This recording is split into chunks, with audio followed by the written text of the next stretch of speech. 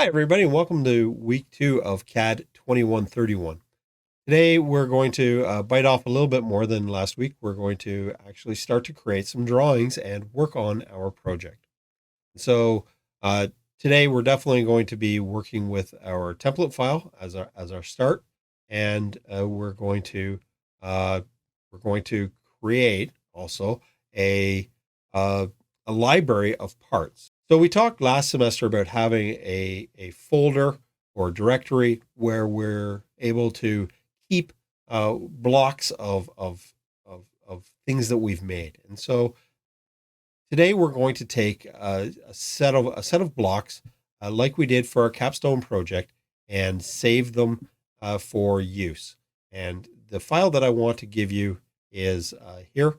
And as you can see, there are most of the components that you're going to need, and we can break them out as logical blocks. Make sure that when you are creating a block that it is reasonably named so that you can find what it is, and B, has a logical insertion point. Okay, and so maybe we take a second and we'll look at how to export as a block using the write block command. Okay, so I realize this is a refresher, but it's maybe best to go over it one more time. Okay, so here we go. I'm going to zoom in, and this 3-pole circuit breaker, I'm going to take, and I want to create a WBLOCK. So WBLOCK, and the first thing that it's going to want to do is you're going to want to pick the objects. In this case, I want to pick all of these objects. All right, and I'll press enter. And now we can pick our base point. It's really, really important that you pick a logical base point. Okay, there we go. And the next thing is I'm going to browse to a library. So I've created a library on my desktop called lib, and that's fine. So I'm going to save it here, and I'm going to call it not new block, but something logical. For example, 3-phase circuit breaker. So maybe 3pH breaker,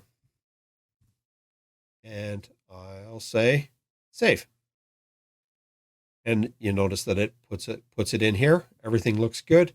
I'm going to leave it as unitless because that'll save me a lot of hassle later. And I'll say okay. And so it doesn't look like much has happened, but let me just go back here to drawing 1. Sure, we'll go there, and I will insert a block, and we will pick other drawings. I'll browse to my library and 3pH breaker, and I'll say open. And now I can insert that wherever I want. Okay, so super fast, super easy. It's really nice that we have the components already there, so we can drop them in relatively quickly. So next, let me talk about the marking scheme for this.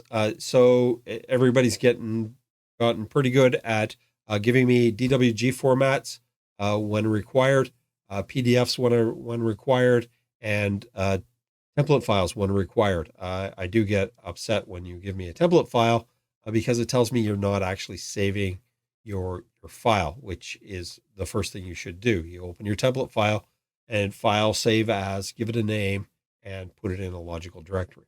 All right. So we have a whole bunch of drawing stuff here that we're going to talk about. We have some model space for the mains, the logic.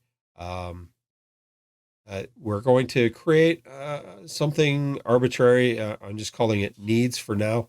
And I do want paper space layouts for all of these. So you are going to have to create a drawing to output. Okay. I do want a revision table, and I do want the title block filled in. Remember that the title block the title block must be on all of your pages. Okay. And so what are we creating? This. Let's clean this up so it's easier to look at.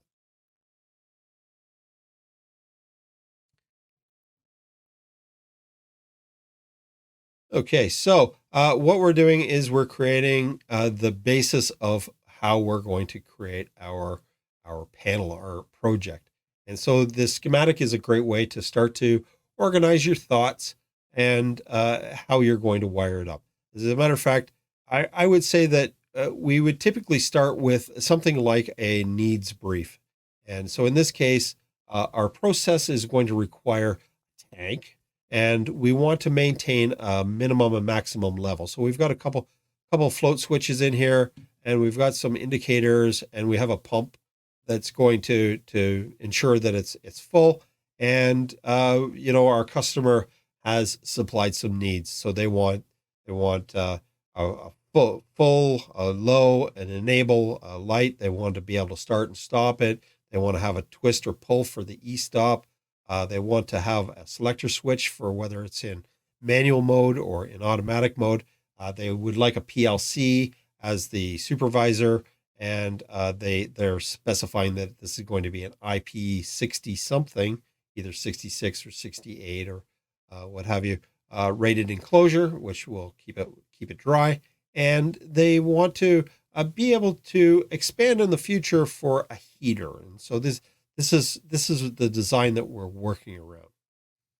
And so when we come back here to our mains, we have just a simple motor, a single phase motor with an overload. We have a fuse and a disconnect switch. We have a ground and a power supply, and that's pretty much all that's going to be on the main side, so the high voltage side. And we've included a legend and our wire colors so that the electrician who's going to be wiring it knows exactly what colors and what have you. And then we have the logic diagram. And so this is how we're going to connect the PLC to the switches and lamps. And so I want you to basically just copy this. I do want to be aware, though, that things are on the proper layers. Okay, so I would like all of your components on a component layer. I'd like all your wiring done on a wiring layer. Sorry, and obviously text is going to be on the text layer. All right, fairly straightforward, but I am giving you time to work on it, and I do expect perfection. I'm really looking to you guys to shine, and this is something that I alluded to last semester. We were going to be doing this more and more, and so yeah, this is exactly what I was referring to. All right, questions, comments, suggestions, please feel free to email me. And my email box is always open. I may not respond to you immediately, but I will respond. And I do appreciate any constructive feedback that you do give me. All right. So, yeah, good luck, everybody. And yeah, have yourself a great day. All right. Bye now.